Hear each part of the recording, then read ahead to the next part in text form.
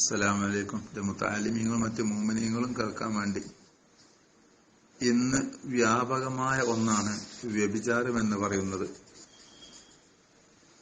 പഴയ കാലത്തുള്ളതിനേക്കാൾ വളരെ വ്യാപകമായിട്ടുണ്ട്, അധികരിച്ചിട്ടുണ്ട്.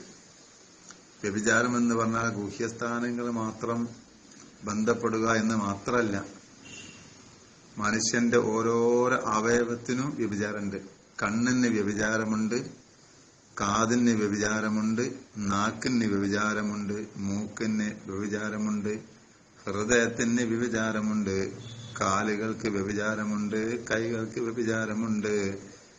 ഇങ്ങനെ നാവിന് തുടങ്ങി എല്ലാ അവയവങ്ങൾക്കും വ്യഭിചാരമുണ്ട്. മുത്തുനബി ഹദീസിൽ പറഞ്ഞ് കാണാൻ കഴിയും, നടന്നു പോകൽ വ്യഭിചാരമാണ്, കാലിന്റെ പിടിക്കൽ കൈയിന്റെ വ്യഭിചാരമാണ്, കാണൽ കണ്ണിന്റെ വ്യഭിചാരമാണ്, കേൾക്കൽ കാതിന്റെ വ്യഭിചാരമാണ്, വാസനിക്കൽ മൂക്കിന്റെ വ്യഭിചാരമാണ്, ചിന്തിക്കൽ ഹൃദയത്തിന്റെ വ്യഭിചാരമാണ്. അങ്ങനെ തുടങ്ങിയിട്ട് സർവത്ര അമലുകൾ അംഗങ്ങൾക്കും വ്യഭിചാരമുണ്ട്. ആ വ്യഭിചാരത്തെ നമ്മൾ ഒരു നിലക്കും ആ വ്യഭിചാര വിഷയത്തിൽ ബന്ധപ്പെട്ടു പോകരുത്. ഇന്ന് പഴയ കാലത്ത് അപേക്ഷിച്ച് ഒരു അങ്ങാടിയിലേക്ക് പോയി കഴിഞ്ഞാൽ സുബ്ഹാനല്ലാഹി ജല്ല ജലാലുഹു കാണണ്ടാത്തത് കാണാനേ കഴിയൂ. അത് സ്ത്രീകളുടെ വേഷങ്ങളും സ്ത്രീകളെയും കാണുകയാണെങ്കിൽ അത് വ്യഭിചാരമായിട്ട് തന്നെ കാണാൻ കഴിയും. അപ്പൊ അത് കണ്ണിന്റെ വ്യഭിചാരം. മനഃപൂർവ്വം നമ്മൾ നോക്കിപ്പോകരുത്. ഒറ്റ നോട്ടം നമുക്ക് ജായിസാണ്. ഒറ്റ നോട്ടം കഴിഞ്ഞാൽ പിന്നെ വീണ്ടും അവളിലേക്ക് നോക്കിപ്പോവൽ അല്ലെങ്കിൽ അതിലേക്ക് നോക്കിപ്പോവൽ അത് ഹറാമാണ്.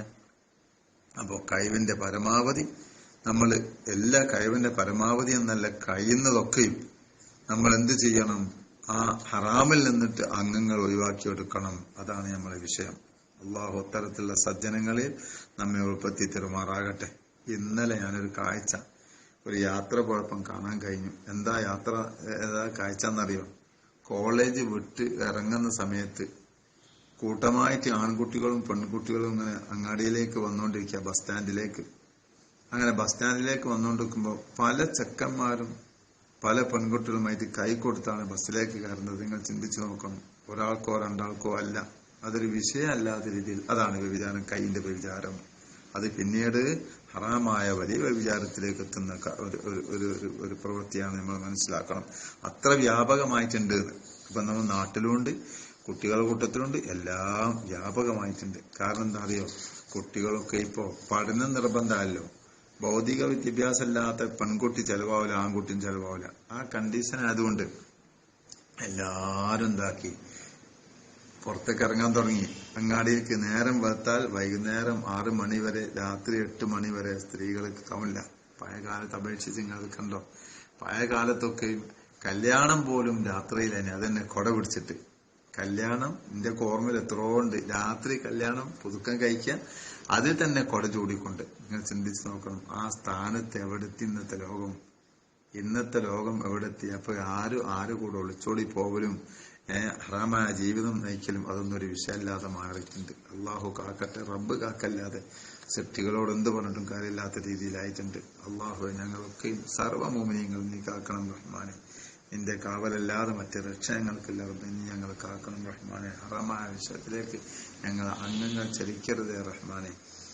അപ്പൊ അതാണ് അതിന്റെ സ്വഭാവം, അങ്ങനെ വ്യാപകമായി. അതുകൊണ്ടാണല്ലോ പിന്നെ ബഹുമാനപ്പെട്ട സെയ്ദലവി കോയത്തങ്ങൾ മമ്പുറം മഖാമിൽ മറിയപ്പെട്ട നവറല്ലാഹു മർഖദഹു മഹാനവറുകൾ 24 ബൈത്ത് എഴുതിയിട്ട് കൊടുങ്ങല്ലൂർ പള്ളിനെ മിഹ്റാബിൽ എഴുതാൻ വേണ്ടി പറഞ്ഞല്ലോ. വബഅദുഹും യകൂനു ഫീ തഹസ്വീലി ഖാനൂനി ഹുക്കാമിദ്ദുനൽ മഅഖൂലി ഔ ഖായ ഖില്ലി ഉക്തുബൻ മാ ഖാലതി ഫീ ളഹരി മിഹ്റാബിൽ മജീദിൽ ജുമുഅത്തി. പിന്നീടൊരു കാലം വരും, ഔക്കോയ, അന്നത്തെ കാലത്തുള്ള കുട്ടികളൊക്കെയും ആളുകളൊക്കെയും ഭൗതിക വിദ്യാഭ്യാസത്തിലൂടെ മാത്രം ചലിക്കുന്നവരാണ്. അത് നിർബന്ധമാക്കുന്നവരാണ്. അതിനു വേണ്ടി ദീനിനെ വിൽക്കുന്നവരാണ്. അത് ഖിയാമനാളിന്റെ ലക്ഷണത്തിൽപ്പെട്ടതാണ്. 24 ബൈത്ത് എഴുതാൻ വേണ്ടി പറഞ്ഞ ബൈത്തിൽ ഒന്നായിട്ട് അത് സംഭവിക്കുന്നതല്ലോ. അപ്പൊ അത് നിർത്താൻ സാധ്യമല്ല. നമ്മൾ ഓരോരുത്തരും മുഅ്മിനീങ്ങൾ ഓരോരുത്തരും അത് മനസ്സിലാക്കിയിട്ട് അതിന്റെ നമ്മൾ ജീവിക്കാൻ ഇനി രക്ഷയുള്ളൂ. ഇന്നത്തെ ദുനിയാവിൽ നിങ്ങൾക്കറിയോ, ഗൾഫിൽ നിന്ന് വന്നിട്ടും ഇവിടെ കച്ചവടക്കാരനായിട്ടും ഇവിടെ പൈസ ഉണ്ടാക്കിയിട്ടും അവന്റെ മകളെ നടത്തുന്ന അവനത് മകളായിക്കും, മറ്റുള്ളവർക്കത് മകളായിക്കൂല. എന്നിട്ട് ഉമ്മയും ഉപ്പയും ബേക്കില്, മകള് മുന്നില്, ഇറുങ്ങിയതായ ഫാൻസ്, ഇറുങ്ങിയതായ ഷർട്ട്, അങ്ങനെ ഒരു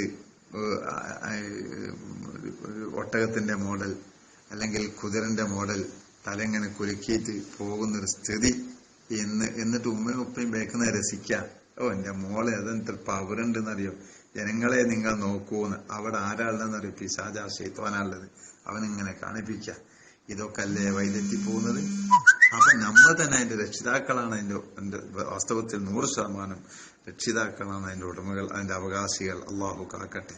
അതുകൊണ്ടല്ലേ ഫൈന അബവാഹു യുഹവ്വിദാനിഹി വയുനസ്സിറാനിഹി വയുമജ്ജിസാനിഹി.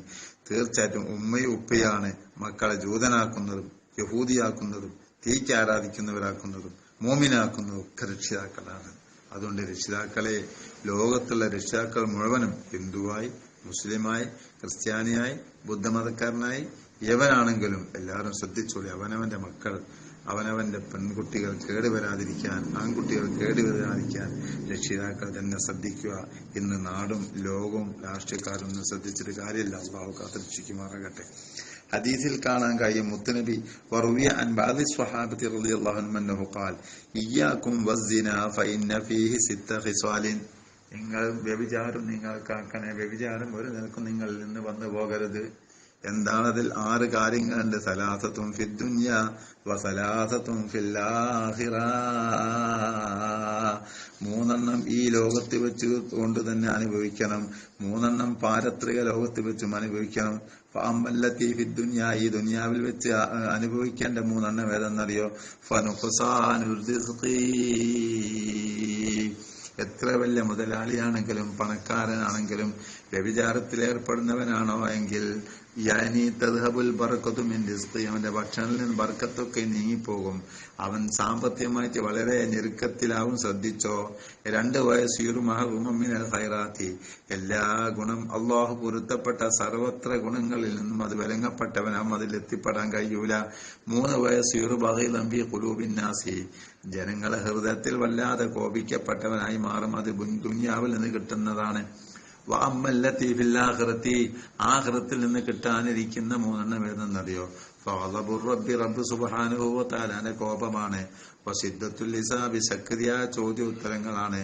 വദ്ദുഖൂലു ഫിന്നാർ, നരകത്തിൽ കടക്കലുമാണ്. വഹിയല്ലത്തി സമ്മാ അല്ലാഹു നാറുൽ കുബ്ര, അല്ലാഹു സുബ്ഹാനഹു വ തആല ആ നരകത്തേക്ക് പറഞ്ഞിട്ടുള്ളത്, വിശേഷിപ്പിച്ചത് നാറുൽ കുബ്ര എന്നാണ്, അതായത് വലിയ തീയെന്ന്.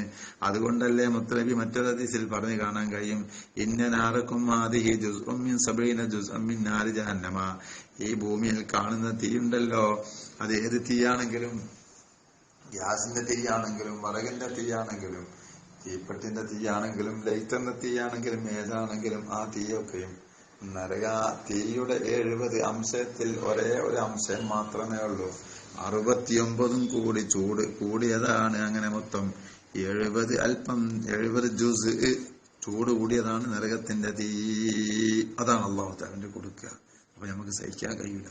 ദുനിയാവത്തിൽ സഹിക്കാൻ കഴിയൂല, ആഖിറത്തിൽ നമുക്ക് സഹിക്കാൻ കഴിയൂല. അതുകൊണ്ട് ആരും കണ്ണിന്റെ വ്യഭിചാരം കാക്കണോ, കൈന്റെ വ്യഭിചാരം കാക്കണോ, ഹൃദയത്തിന്റെ വ്യഭിചാരം കാക്കണോ, അങ്ങനെ ശരീരം ആസകലമുള്ള പണത്തിന്റെ വ്യഭിചാരം നമ്മൾ കാത്തേ പറ്റൂ എന്ന് ഞാൻ അല്ലാഹു തആല നമ്മളൊക്കെയും അങ്ങനെ കാത്ത സജ്ജനങ്ങൾ ഉൾപ്പെടുത്തി അള്ളാഹു പൊരുത്തപ്പെട്ടവരിൽ അള്ളാഹു ഉൾപ്പെടുത്തി തെരുമാറാകട്ടെ. നമ്മളെ മക്കളെ നല്ലൽക്ക് നോക്കി നടക്കാൻ, അള്ളാഹു പറഞ്ഞ നിലക്ക് ജീവിപ്പിക്കാൻ അള്ളാഹു നമുക്കൊക്കെ തൗഫീഖ് നൽകുമാറാകട്ടെ. അസ്സലാമു